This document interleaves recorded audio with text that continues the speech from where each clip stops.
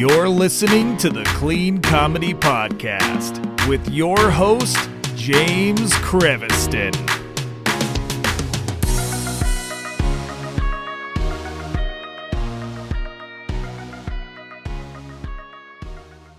Hey, everybody. Welcome to the Clean Comedy Podcast. It is James, and I have another great guest for you today. Now, what's cool about this guy is everyone says that public speaking is the scariest thing. Everyone says that public speaking is what is the biggest fear, right? We know the Jerry Seinfeld joke of when people go to a funeral, more people would rather be in the casket than giving the eulogy. But this guy was a professional bull rider turned comedian. So he did what I think is the scariest thing to the second scariest thing. Personally, that's me.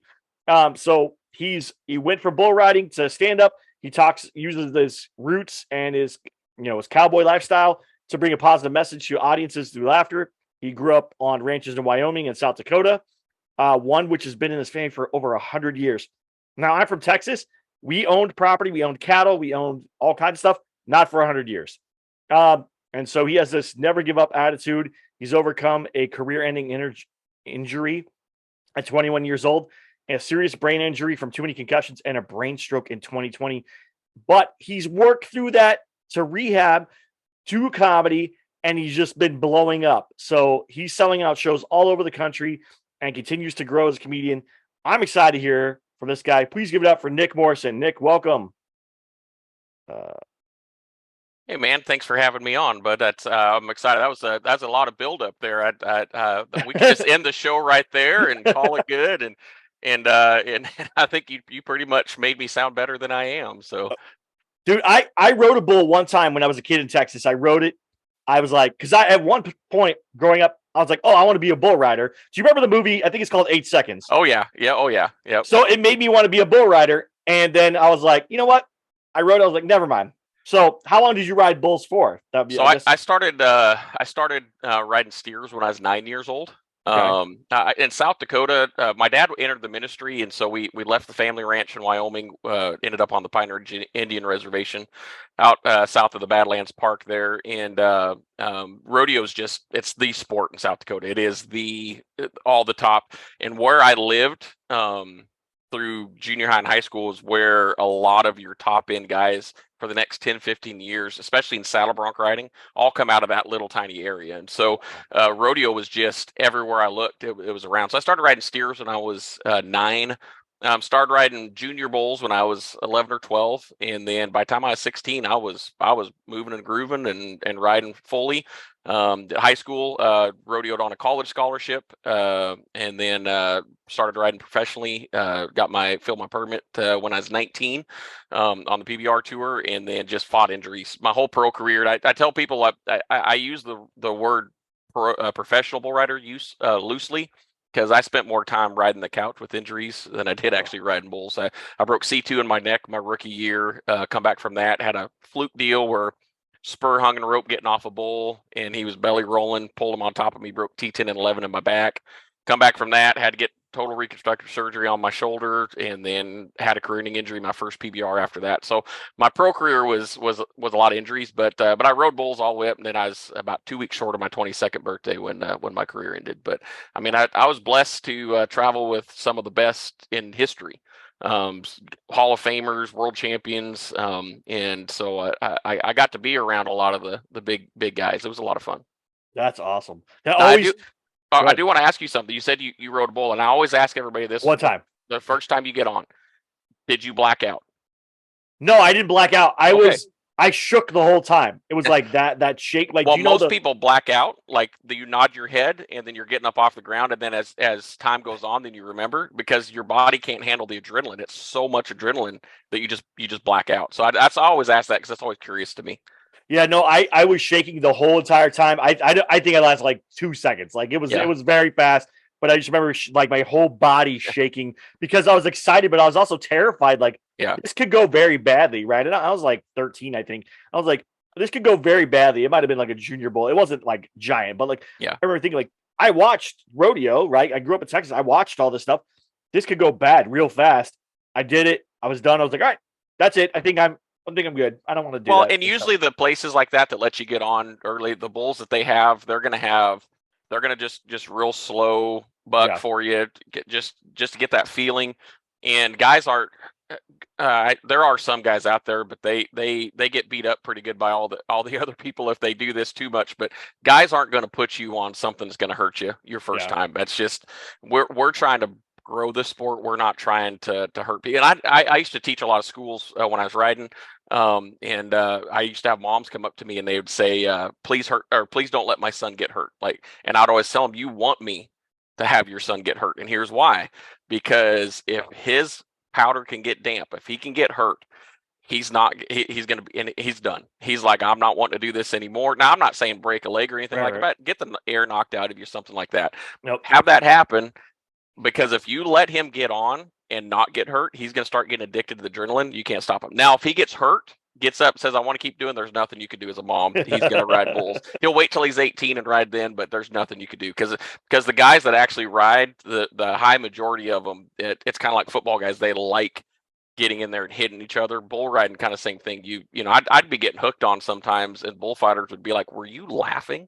And I'd be like, yeah, because I'm sitting laying there thinking, there's nobody else in the world probably doing what I'm doing right now. I'm laying here just getting the snot hooked out of me by this bull, and I'd just be laughing because I was protected. So yeah, and that's the way I felt about MMA when I did MMA. I liked that. I enjoyed that more. Yeah. You know, that was that same feeling of like, all right, this is fun. This is the good stuff, right? Nobody else is gonna step in here and do this. There's me and this other guy. That's it. You know, it's like a whole different world. So I totally understand that, and I would rather ride a horse. I guess I mean, I grew up with cattle. I understand. It was just like not for me. So you go from bull riding, and then how long after bull riding you go, now I want to do the second scariest thing, which is stand-up comedy. Wow. It was quite a long time, actually. Okay. So 2004 would have been my injury. I was actually going to propose to my now wife the night that I had my careening injury. So then, I was going to ask her dad in marriage, proposed to her the next night, had a whole bunch of bull riders, everybody in on it. It was going to be a great deal. And then they were life flighting me out of the stadium after that. And so I had to put that on hold. So we got married.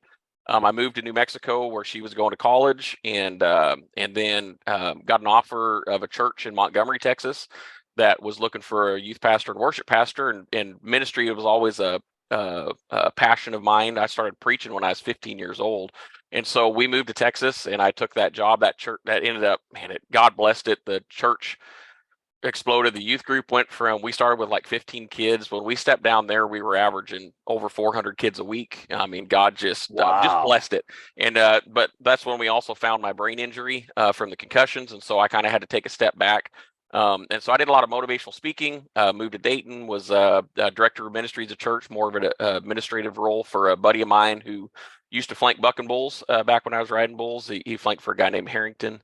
And so I went down helping him with his church, still there helping him. And so I did a lot, but the motivational speaking, I did a lot of that. I did a lot of traveling, was around a lot of comedians, got to be really good friends with my now mentor, Bob Smiley. I don't know if you know Bob at all, but we did a lot of stuff. Trying to get him on the podcast, actually. So I'll give him a shout out for you then. He's busy, man. He's as booked as he has ever been right now. Him and I are trying to figure out some shows to do together, and we've got places that we want to do them together. We just can't get our schedules lined up. But being around him and doing with my motivational speaking, I was always doing humor. So the hardest part of comedy is stage presence and of learning. And that to me, I'm a natural. Like I've been on stage since I was a kid, and so it doesn't entertainment's easy for me, honestly. And you say bull riding scary. I mean, in essence, it is. But the most scared, I think, or not the most scared, but the most shaky I've ever been was that first open mic. Yeah. At 1 o'clock in the morning, 40th comedian of the night, 10 people in the crowd, because it dissipated by then, and going out there not getting a laugh the first line. And I'm used to speaking to large crowds of thousands of people and getting laughs, and the smaller the crowd, the more nervous I get. I like big crowds. I don't like I get nervous still with a crowd of like 20, 30 people. If I'm doing a show, I still have to kind of overcome that nervousness of the small. But to me, of all the stuff I've done with the microphone, comedy is by far the most terrifying, just because of the nakedness of it. Yeah. You're exposing yourself. You can get laughs when you're preaching, and people laugh because you catch them off guard. You can get laughs when you're motivational speaking. But when you're up there for comedy, people sit back, fold their arms, and they're like, all right, all right, funny man, make me laugh, you know. And Yeah. so a story that usually lands, you can't just tell it like you do with your buddies. You have to go back and rewrite it, strategize it, do the whole, like, there's so much, so it can be terrifying. Anytime I do a new joke, I'm always got that little bit of hitch in my breath of is this going to work? Is it not Right. going to work? And stuff. But so I didn't start doing comedy. That's a long route. I'm so sorry. No, no, no, no. It's good. That's good. I didn't start doing comedy till about 2020. Okay. Is when I started. Really felt like God was leading me down that path. I always want to be in God's will.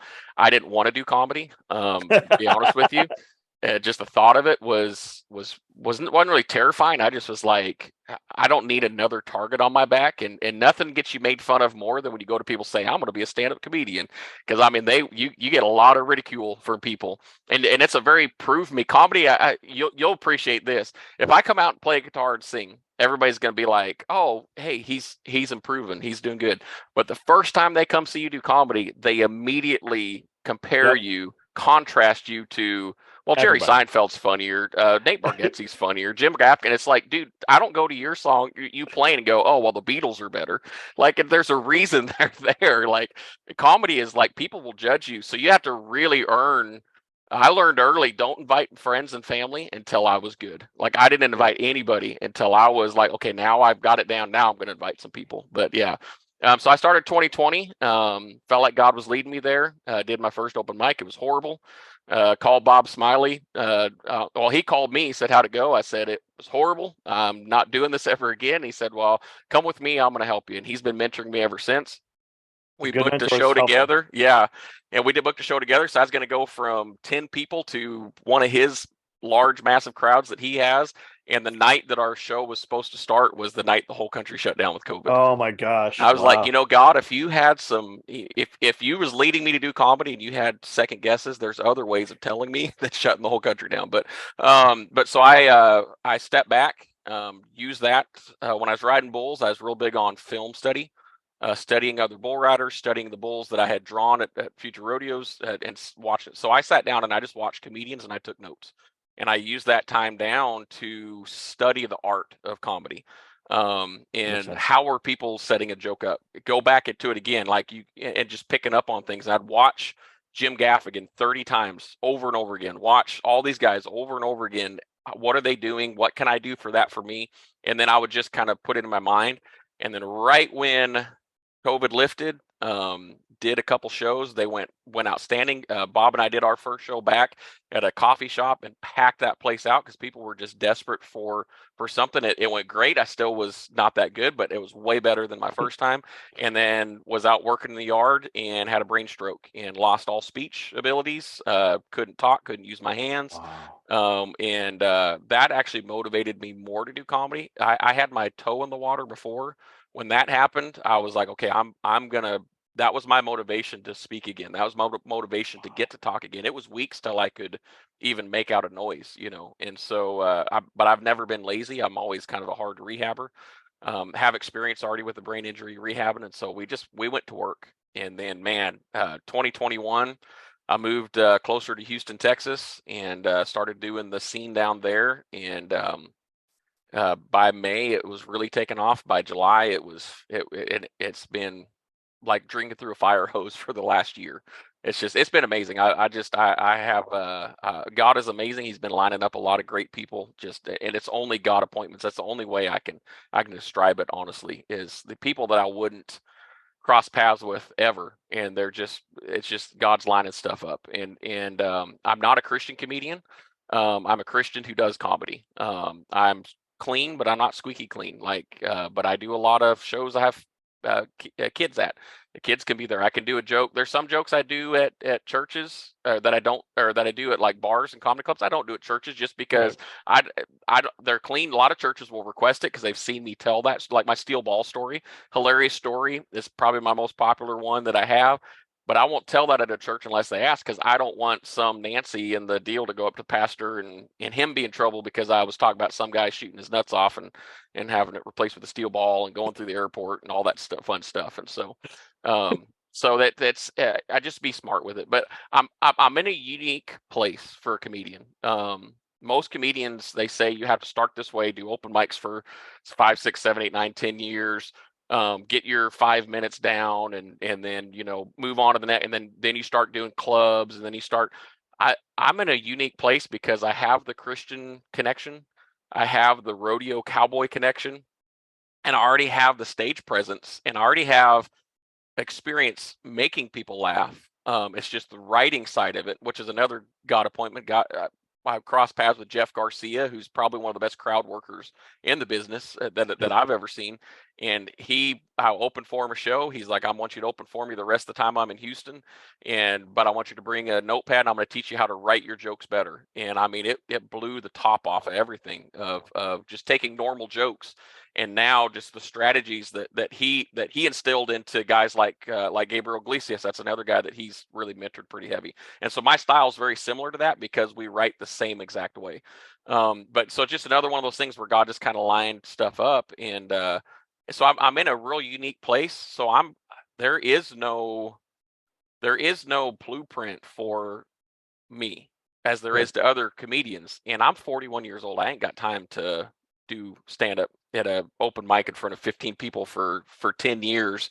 And quite honestly, and you know what I'm talking about here, I would give up comedy if all I did was open mics, because most open mics is just the other comedians doing open mics, and they're all listening to the same jokes that you just told 3 times that night already in front of each other. You're just in a different place, a different microphone. I'm very strategic now about what open mic. If they don't have a crowd, I'm not going to it, because I can stand in front of a mirror and do the same thing I'm doing with no crowd. So if they got a crowd, that's where I go off of how the crowd interacts and stuff like that. And you know this, if I'm getting paid, I'm not going to do a new joke. So you have to do open mics. I'm not. I mean, there's some things like if it happened that day and it's pertainable to the town that I'm in, absolutely, people love that. But I'm not going to introduce a whole new bit. If they're paying me, I'm going to give them the stuff that I know that works. Right. Now I want to go back a little bit. The motivational speaking thing. How did you get into that? Because that is something that I like. As much as I love stand-up comedy, I know that I'm a military veteran, right? I grew up in a broken home, poor in the trailer park.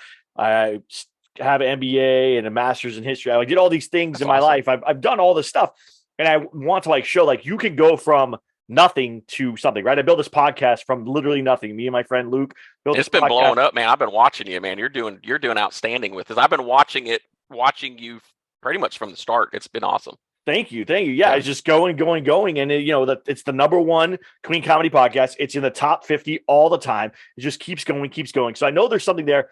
That is something that I've thought about doing, is motivational speaking talk, especially because I want to talk to veterans or other people who are thinking about the military or come from the military and struggle afterwards, because I struggled afterwards for a while. One of those things where I kind of want to talk about that. So how does one, if someone said, hey, Nick, I want to go be a motivational speaker, what is the process? What's that like? Because I know stand up, right? There's a way to go. You go to open mic, you start to learn jokes, whatever. But motivational speaker, as far as I know, I've never seen any kind of path. It's actually a lot more similar to comedy than you think. Comedy is more networking than anything. Like I tell people with comedy, if you introduce me to someone and they book me to a show, I'm going to give you 10% of what they're paying me, because I wouldn't have met them before. It gives them motivation to put my name out there. I did the same thing with motivational speaking. If I was with other motivational speakers, I would tell them, hey, because you're not gonna do a corporate event every single year. They're going to bring some. So I would tell them, like other people that I knew, hey, if you pass that on to me, I'll give you a cut of what they're paying me. Motivational speakers are like comedians. We'll do comedy in the backyard if you give us a hot dog at $20. So it's the same thing. And so you have that. Hold on, my background just changed. I want to try to get it back to black. But you get so with motivational, you just have to go out there and do it. You just have to kind of put your name out there that you want to, and it's a lot like comedy. You just kind of have to get yourself known in that essence. I started doing it. Where mine kind of came from was when I was riding bulls. I did a lot of speaking. We did a lot of school assemblies. The PBR kind of had this thing where if you showed up before, like the day before, and did autograph signings and things like that, they'd pay your entry fees. And so that was always a nice deal. So usually the guys I was with, especially when I was traveling with some of the world champions, they had to be at those types of events. And so it was constantly being there early and being around stuff. And so we do school assembly. So I got that side of it.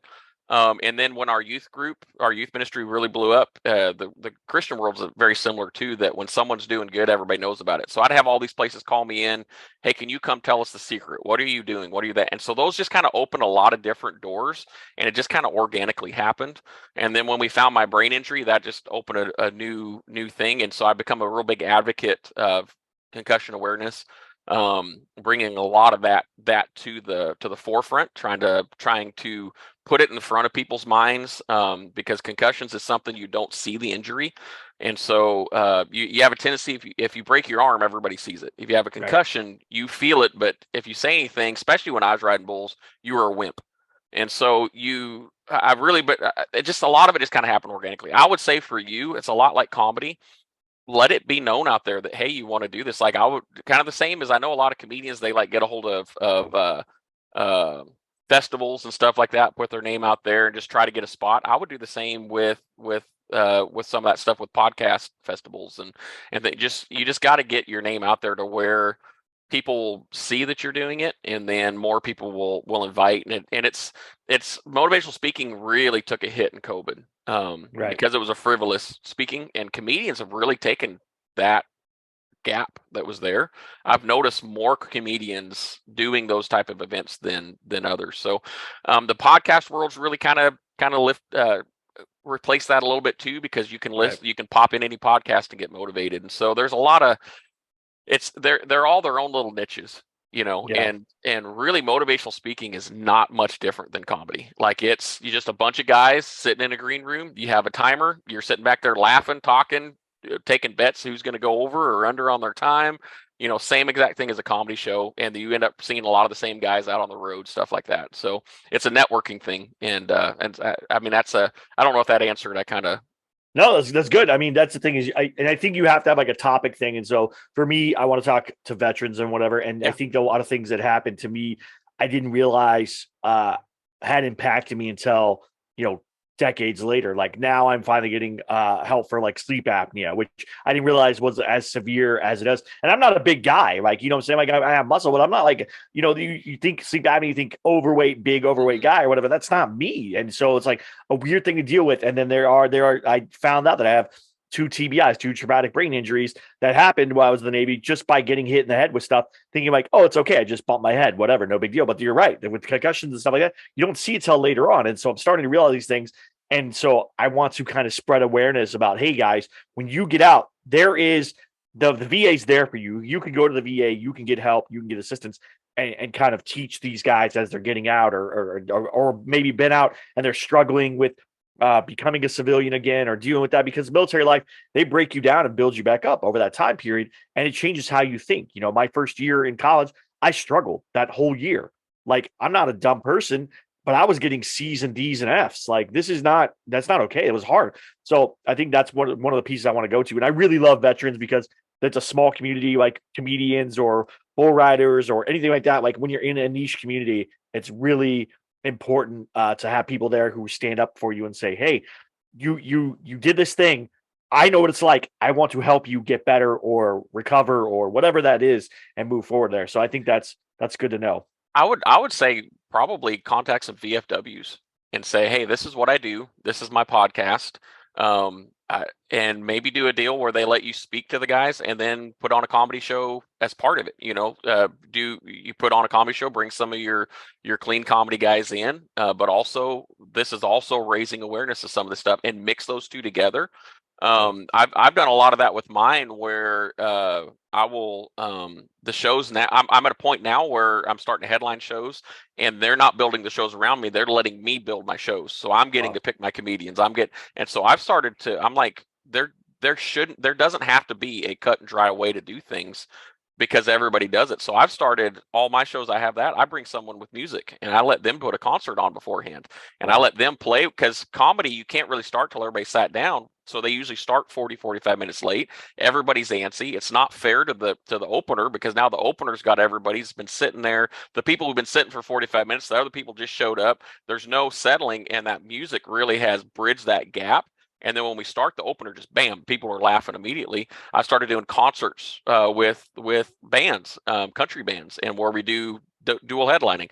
They're putting on a concert, I'm doing comedy, we do it together, or I'll do comedy while bands are switching out, stuff like that. So I'm always thinking outside the box like that. My mind is always, if they say to do it this way, I'm like, I purposefully am not going to do it that way, because I want to think of new creative ways. And so you could totally incorporate motivational speaking with your comedy out there, and it may even become kind of a bigger deal. Like I'll do a little blurb on concussions. I'm more talk about my story and I've only done it a few times, but I'll do it at the end of my set sometimes, and it really just kind of bookends everything a little bit of because it is remarkable. Like if I don't do my brain exercises, I can't do comedy, because I'll start slurring, I'll start stuttering. I sound like I've been drugged up and drunk, because my brain is slow and I can't process things. And so, I want to bring that awareness. I want, if there's a kid that's been knocked out at a football game, and he's going to go out and play the next day and compound that and make it something that's going to hurt him for the next 40, 50 years, I'm not going to pass up that opportunity to be like, hey, just, take care of yourself, take care of concussions, let that thing heal, stuff like that. So you could totally, I think, incorporate those together and maybe even make it kind of a niche deal and VFWs especially. I've done comedy in VFWs where they like, we have a bunch of comedians and they pack them places out. Like they love, like we did one in Georgia, I think it was, and it was like, and there's like, I don't know, it was packed. There was hundreds of people in there, and you couldn't even walk in there. So the VFWs, I'd contact some maybe around you and just kind of see how it feels, try it out. And people want to know that you want to bring something to them. Yeah. I do a lot of my shows in towns nobody else will go to. I go to rural towns, find a dance hall. I'm going to be at a dance hall in Hallettsville, Texas in a couple weeks. First ever comedy show there. And we're probably going to sell it out. That's where we've been selling out most of our shows. And a lot of them, they don't even know who I am, but it's just like, oh, they're bringing something unique and they're coming to us, and they're not making me have to drive to a city to see it. And it works, so think outside the box, and I'm sure you could incorporate something in there and use this podcast, because people aren't going to just like, hey, call them up on the phone and say, hey, I'm a motivational speaker, let me speak. They want to know, where have you had success? And so you tell them, I've got this podcast, we've been doing this different stuff, and tell them your history. And then the motivational speaking side of it is just as hard as comedy. You have to be very versatile, very strategic about how you approach subjects. Yeah, that's good to know. Now you're making me want to go home. I grew up in Temple, Texas. So okay, that's my home. My grandma still lives in Waco. I do always want to go home. I always tell my wife, my buddies and I we were sitting around one time, and someone's like, if you got a Netflix deal, they give you like the couple mil that they give for a Netflix deal, what would you do after that? And I was like, I would move back to Texas. I'd buy a house on a lake. I would bass fish every morning, and then I would go do stand-up comedy at night. That would be exactly what my job would be, but that's what I would do. And they were like, you would leave LA? And I was like, yeah, in a heartbeat. Are you kidding me? Like I could still do comedy. I'm now well known. I have a Netflix special, and I can go bass fish every morning. Yeah, you guarantee I'm gone, dude. Like there's no ifs, ands, or buts to that. Just wait a couple more months till you come visit, because it's hot. Miserable. We're getting excited in I think 9 more days. The temperature says it's going to be 99. So we got 9 more days, and you guys get hot in LA too, but the humidity down here in Houston, oh my goodness, that kid is, it'll kill a guy. Well, you're closer to the coast, but like up in Waco, it just gets that dry. Yeah, it's beautiful up there. My grandma will text me and go, "It's so hot today," and I'm like, "I know what's going on, Grandma. I pay attention. I know how hot it is. I remember Texas summers. I love. But the thing about Texas too. Sorry, guys, we're veering off, and you're tired of this. No. You'll get like a rainstorm in like the middle of the afternoon, though. You just like one random rainstorm, 8 minutes or something, and then you're done. Like never again. You're like, okay, well that was cool, and then move on with your day. That's my favorite part of like summers in Texas. Those random just thunder rainstorms that come through real fast, and then you're done. It'll be like a line of rain too. Like you can take one step and be dry. Step back and you're just getting dumped on. Like there's no gradual drop off. It's just a line of rain. It's crazy. Yeah. It's my favorite thing. So now that you've done comedy, so really, even though you started, you had that, you overcome it, you kept moving forward. Now you're selling, you're headlining, which is within a couple of years. That's fast. I still consider myself a feature. I don't consider myself a headliner. I open though for other headliners. But I've only been doing 10 to 20 minutes in front of those headliners. I'm not doing 45. So I have to go out and work on my own stuff and do half hour, whatever. But I have two almost full half-hour sets, one about being a veteran and one about being like a dad and whatever and stuff. So I haven't really meshed those two yet. I kind of want to keep them separate or for different events.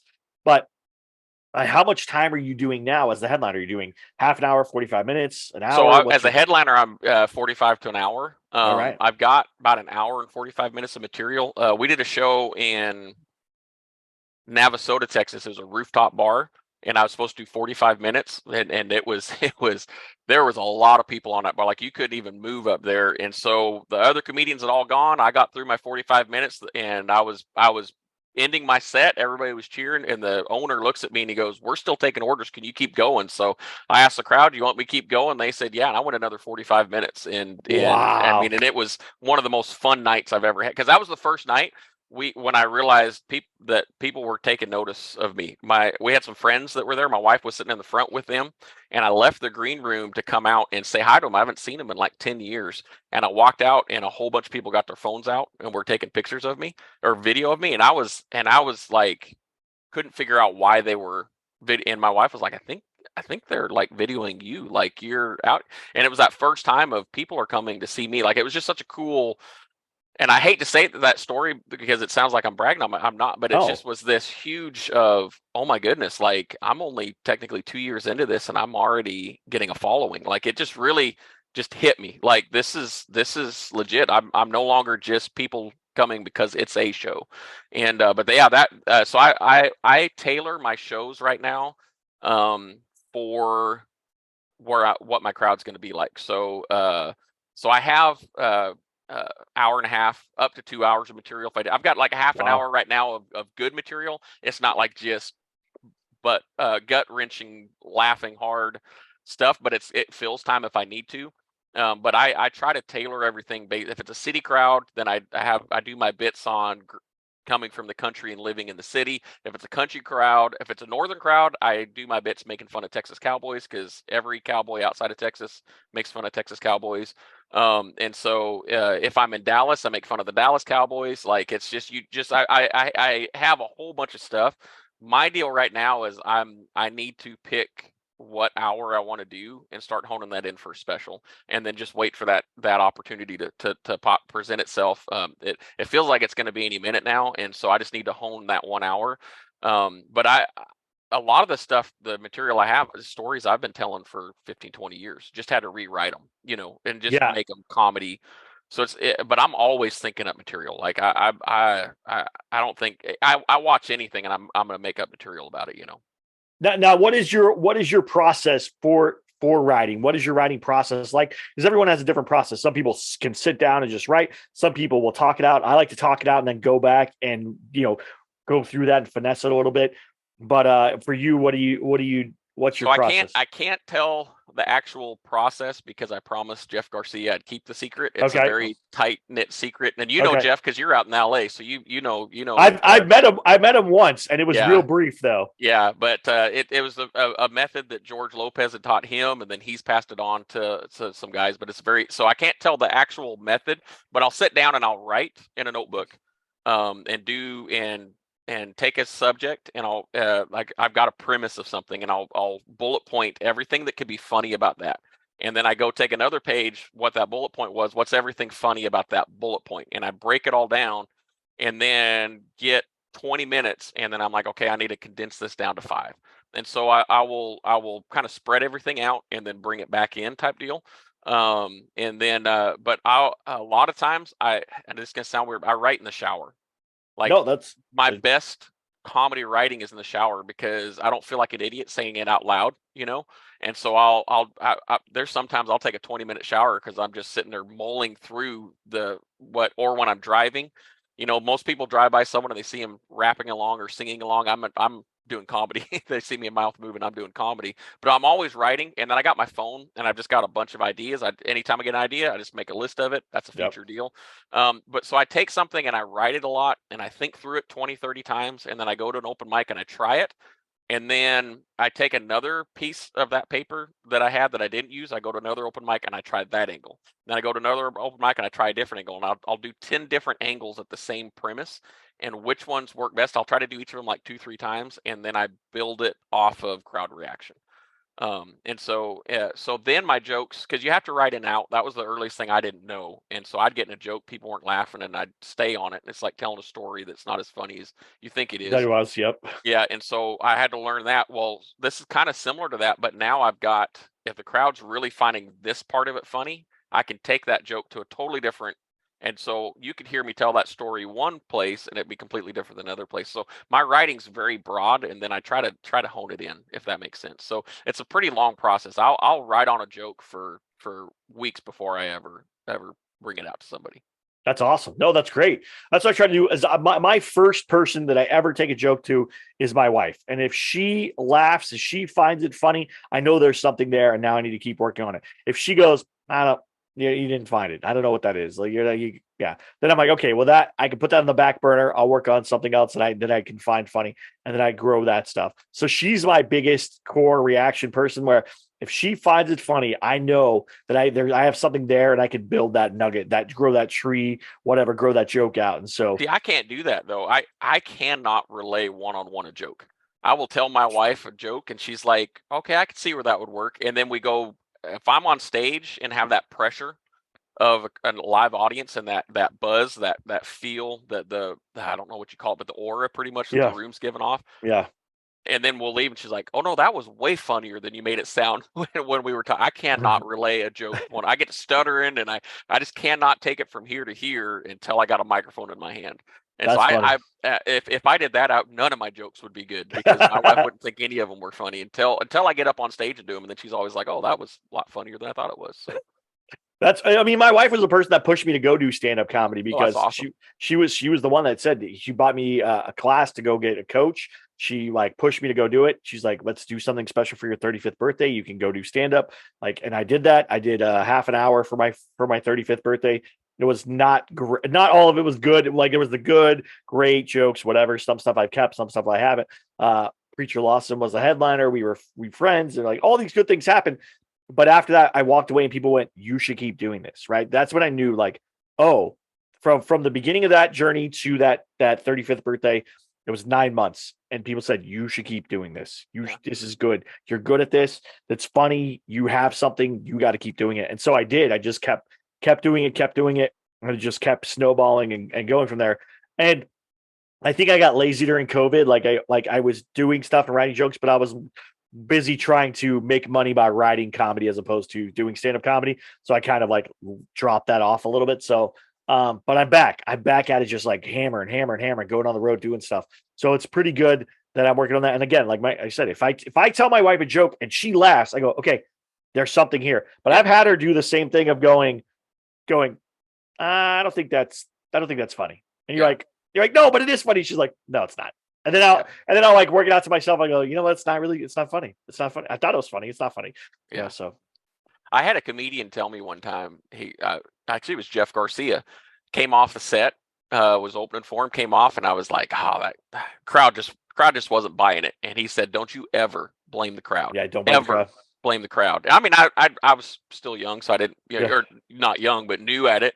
And he said, if it's funny and they're not laughing, that's your fault. That's not their fault. That means you did not present it to them in a way. If you think it's funny and they're not laughing, then you need to throw the whole thing out and rewrite it. Because if it truly is funny, they will laugh. And I've heard a lot of comedians, especially at open mics, they have such funny, like, it's like, oh man, I love the concept of that joke. But my goodness, you did not. Like, I'm so confused at what the heck you're trying to say to this. But a lot of times that's what open mics are, is you think it makes sense, then you say it out loud and it doesn't. A joke is rewritten. All the jokes that I have on my Instagram and everything like that, they're so much better now than what I have filmed, because I've had more time to look at them, work it, add some stuff, take some stuff away, stuff like that. And so, yeah. Now I want to ask you about that because there's this conflicting view about Instagram clips, right? Some people say if you put a clip up there of you doing stand up of a joke, you burn the joke, right? And you can't use it again, or people, whatever. So a lot of people are doing crowd work stuff, clips. That's what they're putting up there. So there's this weird thing that's happening where, especially in LA, where comedians are putting up crowd work jokes, and then more shows are becoming crowd work type shows, or people want to be involved, so they try to be crowd work stuff. Like my friend David Studebaker and I, we did a show in San Jose. Some lady kept wanting to be involved, and to the point that I went to It's go. annoying, yeah. Yeah, I went to go to the back though to start his. He has a music cue that does his closer. She got on stage while I was going to the back. I usually sit by the stage for him because sometimes he engages people, and sometimes it can go a little weird. And so I usually sit by the stage just to make sure nobody can come up. I'm bigger than he is. And so I left. I had just walked to the back to go start his music cue, and she got up and got on stage. And I was like, oh no, and there was nothing I could do. But that moment was great for Instagram, but it was awkward in the moment. And so I feel like a lot of people want to now be part of the show. They want to add something. Yeah. So what is your theory? Because if you've written that joke, you put it on Instagram, and now you do it again later, but you've changed a lot of stuff. How does that work for you? Like, have you noticed any problems with that? The first part of that is how it is kind of ruining live comedy. Yeah. I have to hide my phone now whenever I want to film, to go back and film, because if people see the phone, they think, ooh, Instagram, I want to be on his Instagram, and you can't get anything in. And so I have friends who are irate with comedians that are doing nothing but crowd, but I'm like, hey, if it's working for you, it works for you. Here's my philosophy on it. If this is just me, if you are established, you have the leeway to put your old specials out, and just pieces from your old specials show up with new stuff. If you're established, I can't get my face out there, and people think I'm funny if they don't see me being funny. So I had to put stuff out, because if not, people are going to think, oh, he's just, they won't want to show up because they won't know you're already funny. And it's like music. Some people, if they really like the song, they're going to go watch, they're going to listen to it 50, 60 times. And I always thought, man, if I use a joke and then I go to do it somewhere else, they're going to be like, oh, I've heard this stuff before. But so what I did to change that is I started writing my jokes in layers. So I will have that easy joke up front that you'll get the immediate laugh, but the fourth, fifth, sixth, seventh, eighth time you hear that joke, you get a completely different reference. So all my jokes, there's quick one-liners that slip through that don't get laughed at live, but the fifth, sixth time you watch it, you're like, oh, I can't believe I didn't hear that before. And then you bust out laughing even harder, because that's the funniest part of the joke, but it's so deep and hidden that you don't even notice it's there. Does that make sense? So all my jokes, I try to sneak. I always go back and write it and go, what's a line I can put that if somebody has heard this 5 times, they get something new out of it, that they're not going to get the first 5 times, because they're hearing the fast talking. They're not hearing that quick dig. And then so you have that leeway. So I'll film it. And then what I find is like, if people, I was in Dickinson, North Dakota last month, and it was a concert, and I was doing comedy between the bands, and there was a older cowboy guy in the front. When I say older, like 70s, 80s, sitting in the front, him and his wife sitting in the front. And I go into story, and he starts elbowing his wife. And because of my brain injury, I had a bull step on my head on this side when I was a high schooler, and I can't hear that well out of it. So I've learned to read lips. So I'm on stage telling the story, and I read his lips, and he tells her the punchline. He goes, it's going to be his cousin. It's going to be his cousin. And I was like, and he was more excited about that joke because he knew it than he was. And so a lot of times, like when I was rodeoing, we used to burn the Bill Engvall Dorkfish tape. Like rodeoing, we all listened to that tape on our car probably 6,000 times. And when I went to watch Bill Engvall live, I was so disappointed he didn't tell a single one of those stories. Oh, you know what I'm saying? And so I think what happens in comedy is people think, oh, I can't say that again, because they've already heard that. And the reality is, some people want to. Now, that not being said, you shouldn't be telling the same jokes for 20 years. No. And the way I see it is you should be telling all your jokes, telling your jokes, film your special. When you film your special, now you come out with whole new material.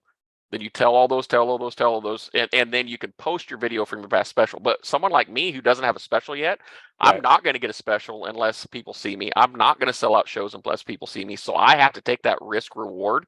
Now, I have put out maybe 20 minutes of my 2 hours of material.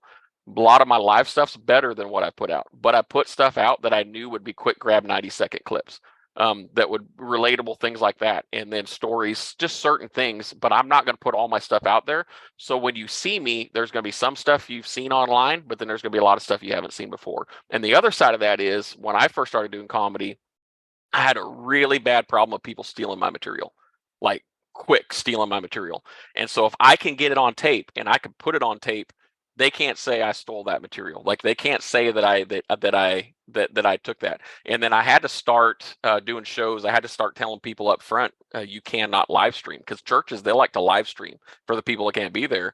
And I was in somewhere West Texas doing a church show, and they live streamed it, and I did try a brand new bit, tried it. I liked it, didn't like it that much. So I'm like, I'm going to go to this open mic. I got home 2 days later. I'm like, I'm going to open mic in Houston, and I'm going to try this bit. And I walk in, and as I'm walking in, the guy on the stage is word for word saying the bit that I just did. And so I walked to the front and let him see me, and you want to talk about turning white. I don't think he expected me to be there. So I was like, okay, I can't do that anymore, because people are like, they're watching and they're trying to steal stuff. So if I can get it on film and put it out there, now I'm established enough, people kind of know my material. But when I first was kind of coming up through the Houston scene, man, it was an issue for me. And I had comedians who were TV credited and everything saying, don't put your stuff online. You can't put your stuff online. You're going to burn your material. And I'm like, there's no other way for me to get known. Like I can't, people aren't going to know me if I don't. So I think for beginners, there's a way of doing it. But if you're established, absolutely don't put your new stuff, but you have stuff you can put out, Does that make sense? That was a kind of a, yeah.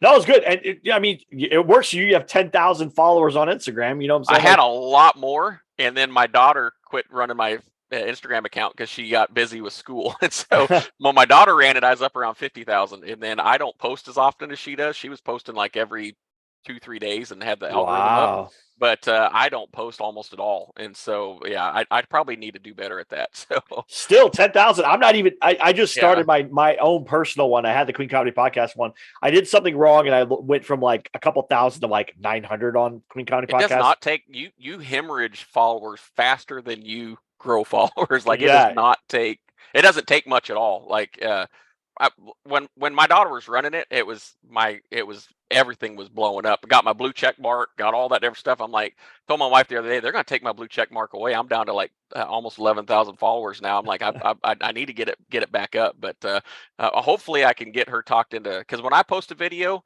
it gets like 500 views. She posts a video, it gets 2 million views. So I don't know what she does different that I don't. I can't figure it out. So do you pay her? Do you pay her to run your account? So when I got to headline in Vegas, she got to go with me. So that was one of her. I mean, I do pay her some. Like if I get paid on videos, I'll. But like I always tease her. I said, you're eating in my house. That's pay enough. But I took her to Vegas with me, and she got to spend a week with me there. And she did some of the stuff, posted stories and videos and things like that while we were there. So I try to do, my family's most important. I'm actually taking a couple weeks off. I got a corporate event this weekend on Friday. But like my daughter's got a volleyball game tonight, volleyball game tomorrow night. We're moving my son to college on Saturday. So I'm like, my family comes first. Yep. And so I will turn down shows. Like I got asked to do some shows in Branson, and it was around the same time my son was trying out for the marching band at SFA. And I just asked him, I said, do you want me there? And he was like, no, go to I could tell he wanted me there. So I turned the shows down. I'm like, my family comes first. And so, I do this stuff with my family. And so that's why she started running it. Cause I want to incorporate my family into all of it with it. My wife's actually going to go back to school and get her doctorate degree, so she become an online professor, just so she can travel with me.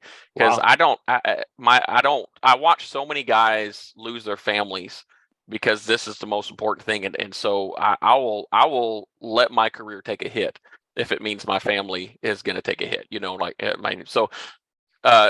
I'm hoping I'm going to get her back into it, hopefully, and get her to at least have her coach me on what I'm doing. Yeah, because I'm hemorrhaging followers like crazy. So I know I'm so not good at that. At Instagram, like I was good when Twitter was around. I had like a bunch of followers, and then I left Twitter when there was like a mass exodus, and I was like, I'm not going to go back to that. And I like shunned off social media for a long time, but now it's one of those things where I realize if I don't have enough followers, I don't have people on there, it's harder to get booked to do stuff. Cause I know comedians that I'm watching, they have big numbers, but they're not, I'm like, I don't understand. Like you're getting booked, but you're not, there's nothing, you don't have, there's no substance there yet. You haven't really done the thing. You're doing crowd work, you're doing whatever, but it's not, or you're doing like sketch videos, but you're getting booked as a stand-up. It's like, it doesn't make sense to me. So one of those things is like, all right, I got to figure out how Instagram works and make sure to get that. Well, and it takes so much work, and I don't want it. I don't want social media to run my life. Yeah, and so that's the other thing. You're like, for the algorithm to actually work, you've got to be on. They make it where you have to be on nonstop. Yeah. So I do it right now. I just comment on other people's videos. That's where I'm getting a lot of my followers, commenting on other people's stuff, encouraging. I'm an encourager. I find someone. I encourage people, or I see a video, I make a funny comment, just quick comment on there, and I get followers that way. I'm trying not to post a lot of my new video, mainly because every time we film, something goes wrong. Last time we tried filming at a theater, at the Texan Theater, and it's great venue, great everything, and then the lights wigged out and just started flashing and just wigged out, ruined the whole film. And so like it's just a lot of issues of trying to get stuff out there. But the work you have to put in to keep your social media up is just, to me, it's not worth it. And it really is that thing of the other side of it, where I think people do the opposite of comedy, is, or the same as what we were talking about comedy. They'll burn the same video 30, 40 times because I've got stories that if I post it, I'm going to get 2 million views.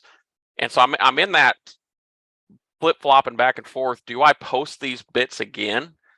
Because I know I'll get an influx of followers, but I also don't want to be that guy that posts the same clips 20, 30 times to get. So I just, and I haven't even started TikTok yet. Like I haven't even downloaded. I don't want China owning all my stuff, so yeah. I'm kind of holding back on it. But I'm starting to lean towards, in comedy, you kind of have to nowadays. Now you're working with Bob Smiley on stuff. Has he given you the road to getting to Dry Bar? Because that would really be the next big piece. Right? I will not divulge what's going on with Dry Bar because I'm a little frustrated. He's done everything he can to get me on there, and they sounded like everything was going that way, and I was going to do it. And now I'm getting ghosted, so I don't know. I have no idea. Yeah, I feel you. Yeah, I'm like. I'm just like, Keith, just reply to me and let me know. Yep. Like, but I've got some other things in the works of possibly, like I said, paving my own way. I've got a unique. I don't have to go the same route every other comedian does. I can go the cowboy route. I can go the Western route. So I'm not going to paint myself in a box. Now, if Dry Bar calls me tomorrow and says we're flying you to Ogden, I'm on that plane and I'm doing it and I'm promoting it like crazy and I'm going to be as excited as can be. But if something else comes along and I'm going to take that. I'm at that spot right now. I'm in a really weird spot. I don't have an agent yet. I don't have anything. I've had people offer. I learned from riding bulls. Don't just jump on an opportunity just to say you have an agent, because then you get tied to a contract to someone who's not going to work for you. And they may work for you, but you're just doing local bars over and over again. And so unless they can elevate my career, but I'm at that point where I'm juggling so many venues and I've got spreadsheets, but I like trying to keep track of what venues and what towns and what did I bid them? What did they counter bid? Like all that stuff. And then doing a bid, doing a gig, and them taking advantage of me because I don't have an agent. So they hold some money back that was promised in the contract, and I don't have an agent fighting for me. So I'm in that spot where, so if you know anybody that's a good agent looking for somebody, I will definitely sit and talk to them. But I'm in that kind of weird transition spot where I feel like I broke that first level of glass.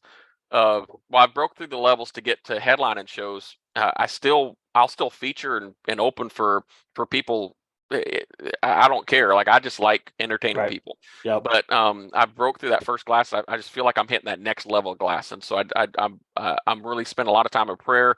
I don't want to be anywhere God doesn't want me to be. My prayer every morning is that God opens doors no man can close and closes doors no man can open. And so I want to stay in His will. I want to stay where He wants me to be, where I can be the biggest impact on people. May it be bringing laughter. I learned one of the best things Bob taught me early. Right off the bat, and he said you have to get your mindset here, and he said a lot of comedians take some years. You don't get on stage trying to get laughs, and that he said you are going on stage giving a laugh, and that changed everything for me, because if I go on stage and people don't laugh, you focus on the people not laughing, you leave there going, man, that sucked, that was horrible. Instead, you give laughs. Your job is to gift laughs to people. And there's that one person in the crowd who is having a bad day, having a bad week, and you're making them laugh. And if there's one person laughing, you zone in on that one person. You are giving that person laughs. And that changed. I'm blessed to have someone like Bob that early in my career. Like, after my first open mic already, okay, what'd you do right? What'd you do wrong? What do we need to improve on? Right. That's awesome, man. Well, I know your things are going to keep going forward for you. I'm excited for you. That's awesome. I'm so happy. Where can people find you? Where can they watch your comedy? Where can they see where you're going to be? Where can they reach out to you? All that stuff. So you can go to Facebook or Instagram at Nick Morrison Comedy, Nick Morrison Comedy, NICKMORRISON, or you can go to nickmorrisoncomedy.com.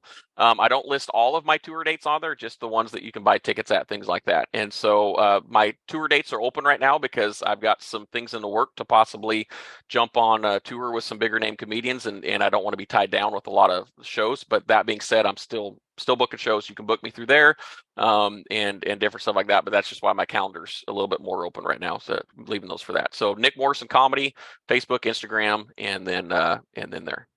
Awesome. Well, thank you, Nick, so much for being on the podcast. Thank you, everybody, for listening. Please go like, subscribe, go leave a nice review, go leave a nice 5-star review if you can.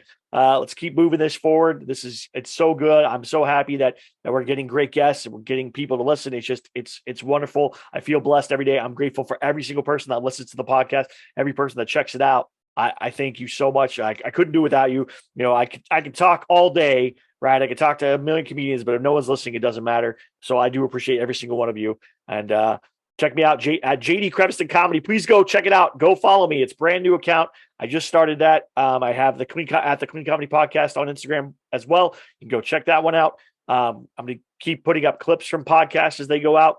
So you'll have more and more stuff. And thank you again. Everyone have a good one. We'll talk to you soon. Bye.